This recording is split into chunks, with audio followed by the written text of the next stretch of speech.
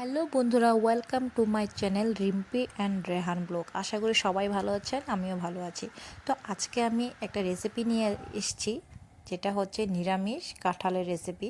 তো সবাই তো পেঁয়াজ রসুন দিয়ে খেয়েছেন, কিন্তু এভাবে করে নিরামিষভাবে কাঁঠালের রেসিপি বানিয়ে দেখবেন, খুব ভালো লাগবে। তো প্রথমে আমি আলুগুলোকে বড় করে কেটে নিয়েছি, নিয়ে এগুলোকে ভেজে নিচ্ছি সরষের তেলে। রান্নাটা কিন্তু আমি সরষের তেল দিয়েই করব। তো তার মধ্যে সামান্য লবণ আর সামান্য হলুদের গুঁড়ো দিয়ে এগুলোকে লাল করে ভেজে নেব।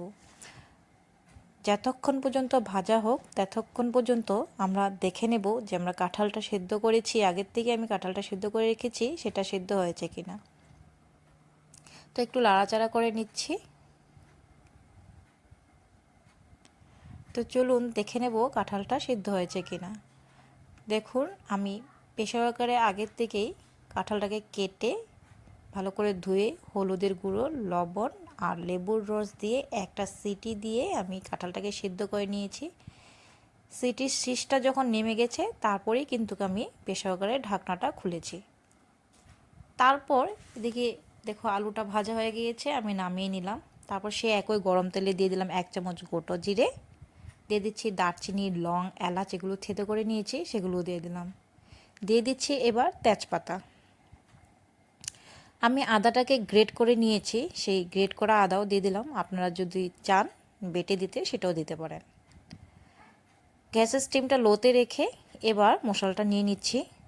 তো প্রথমে দিয়ে দিচ্ছি ধনের গুঁড়ো 1.5 চামচ, দিয়ে দিচ্ছি হলুদের গুঁড়ো 1 চামচ, আর জিরের গুঁড়ো দিয়ে দিচ্ছি 1.5 চামচ, আর দিয়ে দেবো এবার কাশ্মীরি লঙ্কার গুঁড়ো 1.5 চামচ।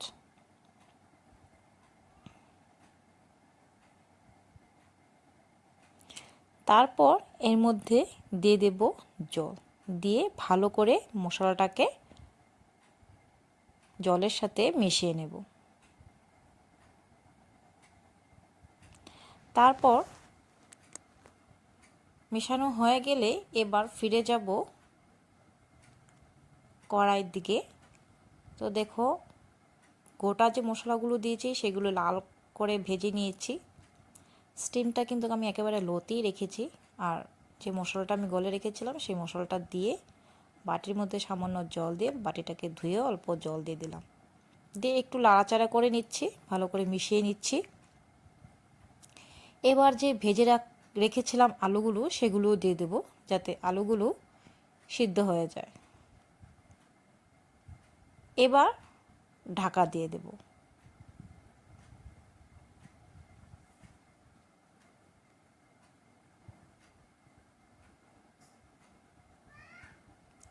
প্রায় 1 মিনিট পর ঢাকাটা তুলে নিলাম।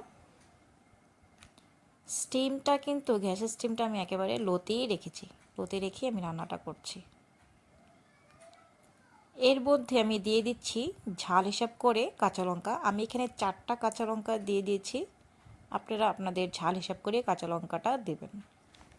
এবার দিয়ে দিচ্ছি স্বাদ মতো লবণ আর সামান্য চিনি। নিরামিষ তরকারিতে চিনি না দিলে নিরামিষ তরকারির টেস্টটা ওঠে না, তার জন্য নিরামিষ তরকারিতে সামান্য চিনি দিতে হয়। তারপর একটু নাড়াচাড়া করে নেব এবার, নিয়ে আরও 2-3 মিনিটের মতন মশলাটাকে ভালো করে কষিয়ে নেব। 2 থেকে 3 মিনিটের মতন ভালো করে কষিয়ে নেওয়ার পর আমি যে কাঁঠালটাকে সিদ্ধ করে রেখেছিলাম সেই কাঁঠালগুলোকে আমি দিয়ে দিচ্ছি। এবার ভালো করে মশলাগুলোর সাথে কাঁঠালগুলোকে মিশিয়ে নিচ্ছি। মিশিয়ে নেওয়ার পর 1 মিনিটের মতন আরও রান্নাটা করে নেব। প্রায় 1 মিনিট পর ফিরে আসলাম। এবার দিয়ে দিচ্ছি গরম জল। এই রেসিপিতে আমি এখানে গরম জলই ইউজ করেছি, তাহলেই খেতে দারুণ লাগবে। জলটা দিয়ে আরও 5 মিনিটের মতন রান্নাটা করে নেব। 5 মিনিট পর ফিরে আসলাম। দিয়ে দিচ্ছি এবার শাহি গরম মশলা পাউডার ওপর দিয়ে ছড়িয়ে দিয়ে মশলাটার সাথে ভালো করে আবার নাড়াচাড়া করে মিশিয়ে নিচ্ছি। মিশিয়ে নিয়ে আরও 1 মিনিটের মতন রান্নাটা করে এবার নামানোর আগে দিয়ে দিচ্ছি বাটার। আপনারা যদি চান ঘি দিতে সেটাও দিতে পারেন, তো আমি এখানে বাটার দিয়েছি। দিয়ে এবার ঢাকা দিয়ে 5 মিনিটের মতন রেস্টে রেখে এবার গরম গরম সার্ভ করে দেব। তো রেডি আজকে আমার এই নিরামিষভাবে কাঁঠালের রেসিপি। অবশ্যই ভালো লেগে থাকলে সাবস্ক্রাইব করে দেবেন। Bye bye.